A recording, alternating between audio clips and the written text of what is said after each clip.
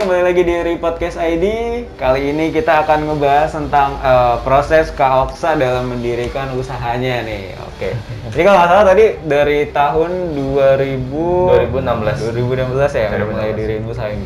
Itu gimana tuh awal kali atau kepikiran untuk ngediriin perusahaan sendiri itu gimana? Cita-citanya anak arsitek pada saat awal masuk kuliah tuh pasti begitu semua tuh, pengen punya satu perusahaan gitu kan. Tapi endingnya kan nanti seleksi alam, beda sih. seleksi alam gitu kan. Cuma mungkin gue kekeh sama pendirian itu aja. Jadi akhirnya jalan aja terus semua ininya gitu kan, step by stepnya. Ya karena memang dari dulu gue juga bukan dari orang yang berada kan, maksudnya nggak punya. Sampai gue itu 2017 sampai handle project di Solo 3000 meter itu gue nggak punya laptop. Gue sampai nggak punya laptop. Gue memang nggak punya laptop. Teman-teman gue yang sampai saat ini ada di perusahaan yang dulu kuliah, mereka tahu semua tuh. Jadi gue tuh mau ngerjain tugas atau ngerjain project itu nunggu temen gue selesai. Jam 2, jam 3 pagi mereka udah pada tepar, laptopnya gue lanjutin. Makanya senjatanya gue cuma flash disk doang gitu, colok sini, woi pinjam ya bro, gitu kan, tepar. Jadi mau pakai lagi, gue mau pakai gitu. Gue cari laptop yang masih free lagi, gue ini lagi sampai gue semester berapa ya? Sampai semester 5 gue baru beli laptop karena gue baru bisa ngumpulin duit. Kayak gitu. Gue nggak punya laptop bro, bener-bener gue nggak punya laptop. Kayak ada teman gue yang sekarang itu kayak Farhan gitu kan, Dwika, si Wahyu, mereka yang tahu gue dari kuliah tuh bener-bener. Malah mereka duluan yang punya laptop, gue nggak punya. Tapi mereka sekarang under gue gitu kan. Iya memang seberat itu gitu. Sampai akhirnya gue punya laptop, mulai. Ya mungkin gue terbangun dari relasi kuliah tuh. Terus akhirnya lulus kuliah, gue udah diterima salah satu perusahaan kopi terbesar di Indonesia gitu kan. Gue di Janji Jiwa gitu kan. Tapi nggak apa-apa nanti kalau ini di terus apa namanya sensor nih. Gue akhirnya kerja di situ dulu. Jadi gini, gue pada saat lulus kuliah tuh gue ditawarin 3 tempat kerja sih di brand-brand besar juga. Ada yang gajinya 8 juta, 9 juta, 7 juta. Itu di bagian arsiteknya ya maksudnya? Di bagian arsiteknya, dan gue pilih salah satu perusahaan yang pada saat itu masih ngerintis, di Janji Jiwa tuh masih ngerintis 2019. Dengan gajinya setengahnya dari yang lain, cuma 4 juta. Tapi di situ gue ngelihat bahwa gue bisa berkembang di perusahaan itu. Karena kedudukan kita dengan owner itu dekat. Tapi kalau di tempat yang lain, ada gap tersendiri. Iya, jauh kan. Dan yang harus kita tahu bahwa sekarang itu gaji tinggi itu nggak ngejamin. Kenapa? Karena sekarang perusahaan juga pintar. Kerjaan orang 5 yang harusnya dia bayar 30 juta, dia mending bayar orang 1 jadi 10 juta gitu. Oh iya benar. Iya nggak sih? Iya benar. Iya 10 juta bagi kita besar gitu. Iya, tapi benar. buat si perusahaan itu tapi itu kerjaan 5 orang gitu kan. Endingnya under pressure juga gitu kan. Kadang orang masih terjebak sama itu, tapi dia nggak melihat prospek di perusahaan itu untuk dia itu apa gitu. Ya itu balik lagi, kayaknya kita kalau mau memulai sesuatu tuh jangan ngeliat angka atau nominal uang sih, prospeknya itu. Akhirnya dari situ gue tuh belum diriin perusahaan itu. 2019 masuk ke perusahaan itu, terus dipercaya buat nge-build juga. Ngedesain terus ngebangun outletnya, ngebangun pabriknya, ngebangun warehouse-nya, karena si ownernya ini tahu bahwa gue punya kapasitas itu gitu. Akhirnya salah satu misi itu tercapai kan, gue bisa punya modal nih dari sini. Makanya ngumpulin sampai akhirnya punya uang 30 juta itu 2020 bulan Maret April, pada saat pandemi lagi kacau. Jadi itu di saat pandemi itu lu kebetulan punya modal sekian dan gak punya uang lagi, dan gue yakin ini bisa gitu. Gue langsung uang itu gue pakai buat sewa tanah ini. Buat sewa tanah ini. Padahal kita nggak tahu loh itu pandemi berapa tahun, terus kita jadi nggak punya klien, nggak punya bener, gitu kan. Iya. Apa lu pertimbangin saat itu gitu? Gue yakin aja sih. gue yakin aja dengan relasi, dengan kapasitas, saudara mulai mulai ngebantuin gitu, jadi tim kecil, teman-teman kuliah. Waktu itu mereka gue bayar masih 300.000, 300-an ya. 500.000 gitu, karena gue nggak bisa bayar gitu. Iya sih. Pokoknya ada project apa kita bisa sharing, profit sharing. Sampai akhirnya 2020, abis lebaran 2020, udah mulai starting tuh, udah mulai struggle. Untuk pemasarannya gitu. Iya, cuma memang ini nih di 2020 ada hambatannya apa gimana? Iya, hambatannya mulai di sini nih. Mei 2020 sampai dengan Desember itu gua setiap bulan itu nombok sekitar 30 juta sampai 40 juta. Ya karena emang untuk gaji karyawan. Karena emang waktu itu nggak ada project ya? Apa gimana?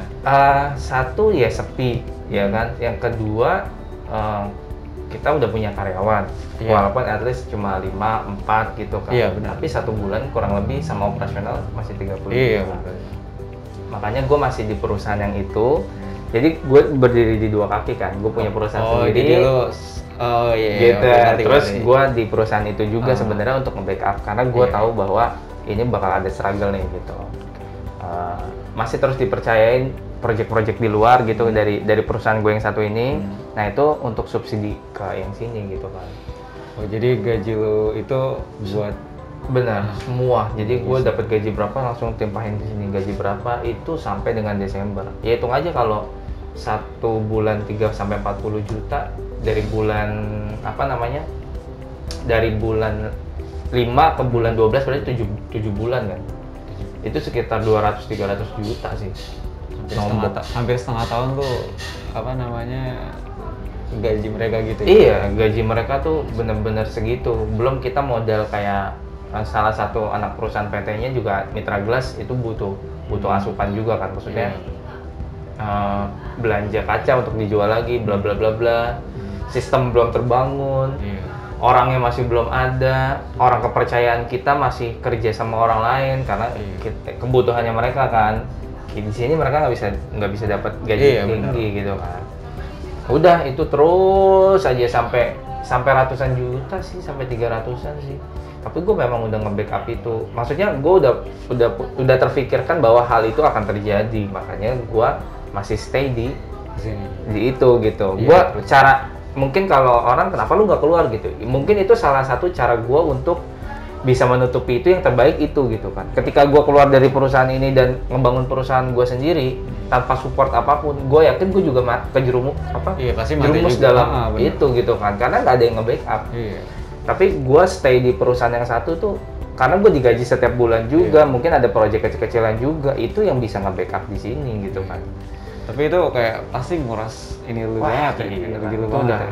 Karena udah lu punya ngejalan usaha sendiri, terus untuk mencukupi usaha lu sendiri itu mau nggak mau lu harus punya itu udah tenaga, pikiran, uang, sampai akhirnya mau di akhir-akhir tahun itu salah satu tim gua itu akhir tahun 2020 kayak yang dulu tim di kampus gitu kan, tim-tim kampus lah, itu satu persatu mulai jadi karyawan tetap di sini. Udah ya, gue bayar segini gitu. Ya udah sah, nggak apa-apa. Bla bla bla bla bla bla. Akhirnya sistem tuh udah mulai terbangun gitu. Pelan-pelan. November, Desember, minusnya semakin sedikit gitu kan. Baru di awal 2021, gue mulai bisa digaji sama perusahaan gue sendiri.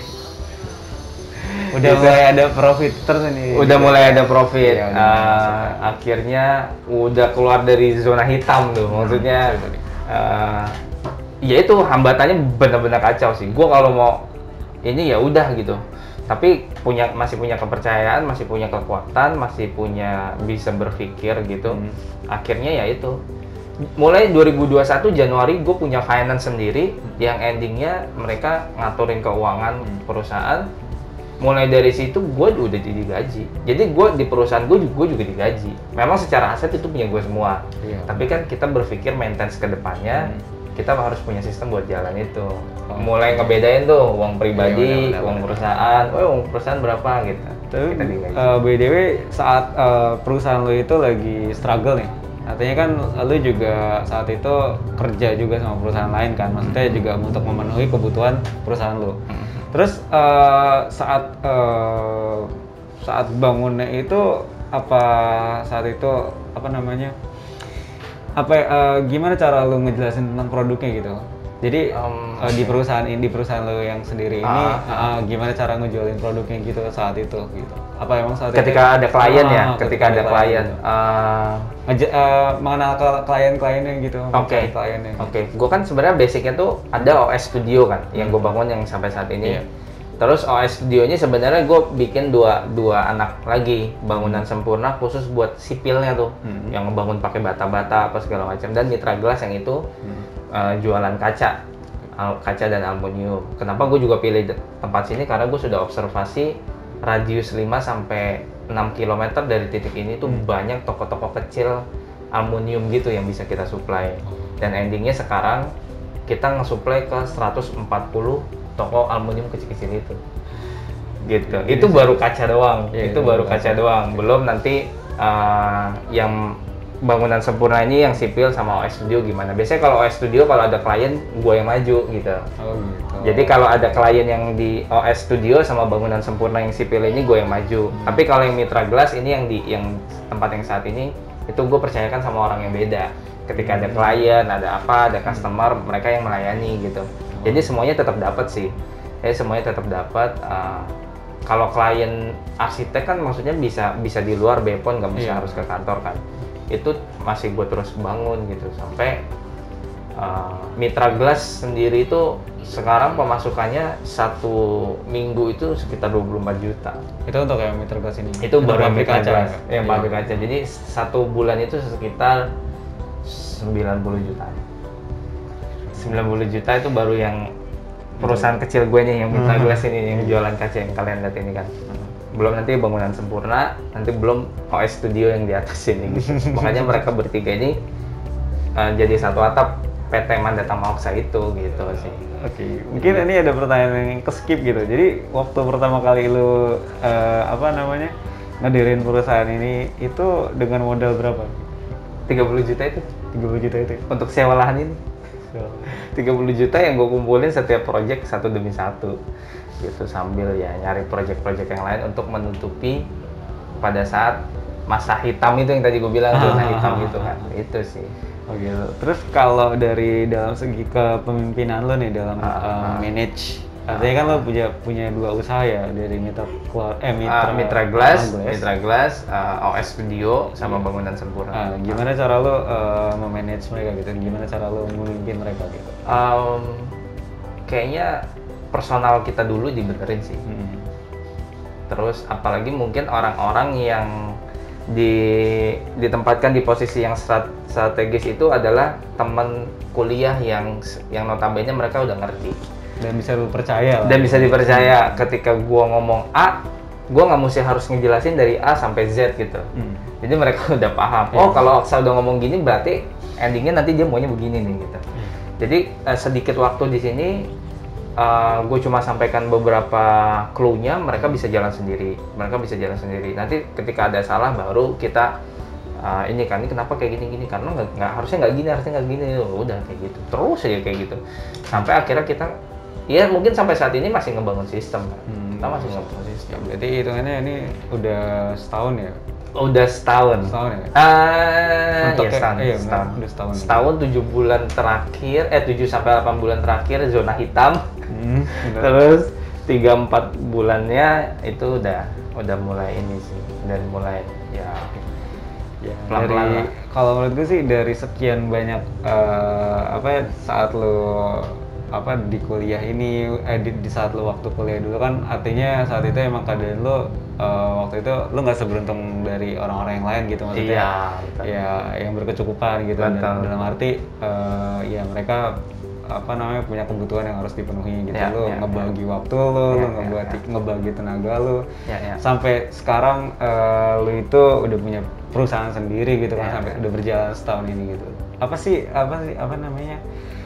Kira-kira apa yang menjadi motivasi lo ngejalanin ini semua gitu? Maksudnya ya semua orang mungkin punya potensi, kan pasti semua orang punya potensi gitu.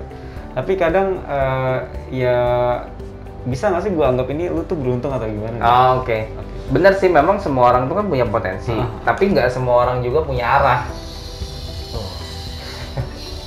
Itu jadi iya potensi dia pinter bla bla bla bla bla. Bahkan temen gue juga banyak yang pinter tapi endingnya mereka apa namanya nggak pada jalurnya gitu kan.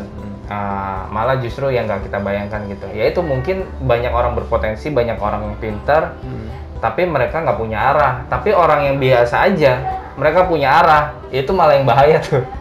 Gitu loh. Jadi kadang ya kita pernah lihat orang yang biasa-biasa aja, tapi kok dia bisa ya? Kayaknya dulu dia nggak aktif apa segala macam. Ya mungkin kalau gua simpulin, dia punya arah gitu.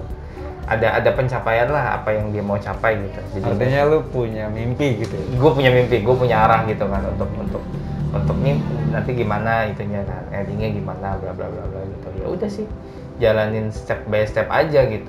Kayaknya menurut gue nggak halangan loh, gue selagi kita lengkap semuanya gitu kan. Maksudnya ya kita punya tangan apa segala macam yang bisa bantu gitu.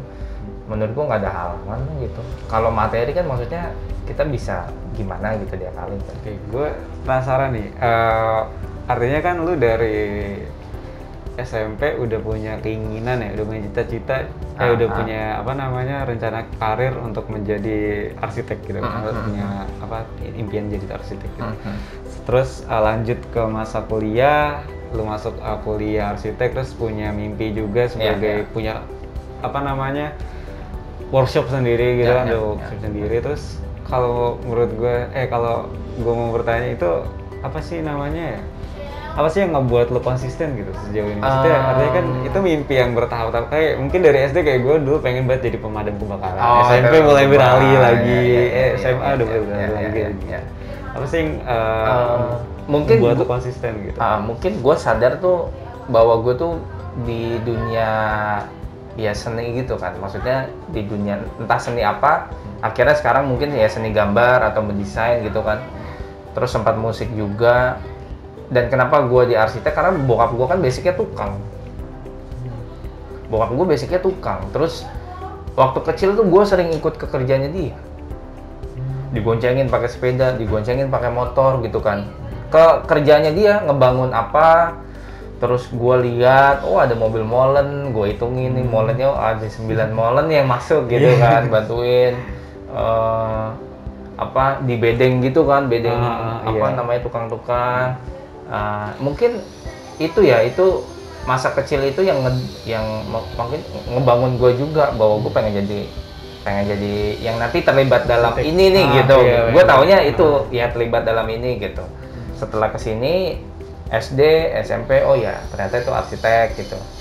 Ini ya yang ya udah mungkin berawal dari situ yang membuat kekonsistenannya karena gue prihatin sama keluarga gitu bahwa memang harus bisa gitu. Entah cukup dulu deh, yang penting cukup, dan maksudnya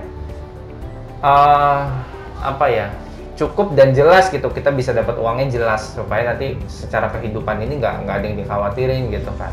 Itu aja sih sebenarnya, sesimpel itu. Kalau kayak bikin perusahaan apa segala macem sampai kuliah pun sebenarnya antara iya atau enggak gitu, cuma jalanin aja udah.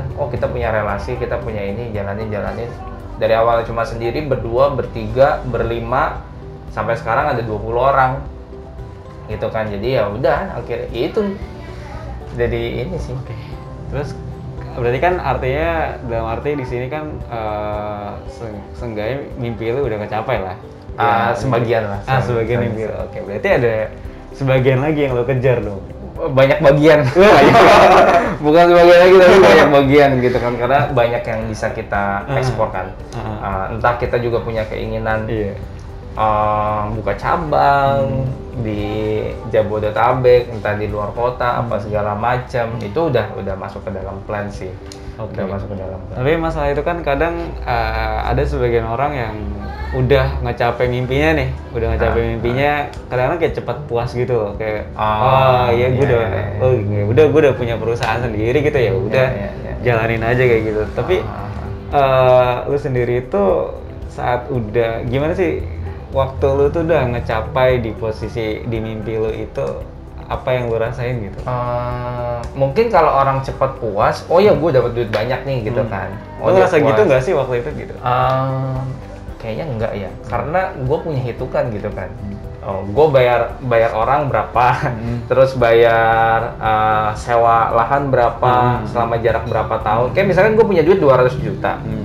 Oh ya gue puas nih, bisa dapat duit banyak gitu. Tapi kalau kita lihat, sebenarnya duit 200 juta itu, kalau untuk bayar karyawan, bayar tempat, operasional, apa segala macam, itu sebenarnya udah habis. Gitu loh. Jadi bedanya orang yang puas sama yang udah dapat hasil segitu tapi dia biasa-biasa aja, mungkin itu.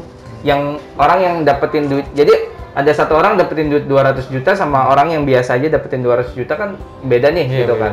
Kalau orang yang sadar mungkin 200 juta gue itu buat operasional gue 3 tahun atau 5 tahun gitu. Jadi dia mungkin biasa aja nggak puas. Malah dia justru khawatir. Ya kan? Ya udah kalau duit 200 juta gue hilang 2 sampai 3 tahun berarti gue harus cari income lagi dong. Kan dia nggak puas nih. Nah, orang yang nggak puas ini orang yang puas ini menurut gue dia nggak berpikir sampai situ. Oh iya dia dapat 200 juta, udah berhasil gitu kan. Padahal dia nggak memikirkan secara maintenance ke depannya, dia bisa nggak itu? Kayak gitu kan. Jadi kalau gue memposisikannya kayak gitu kan.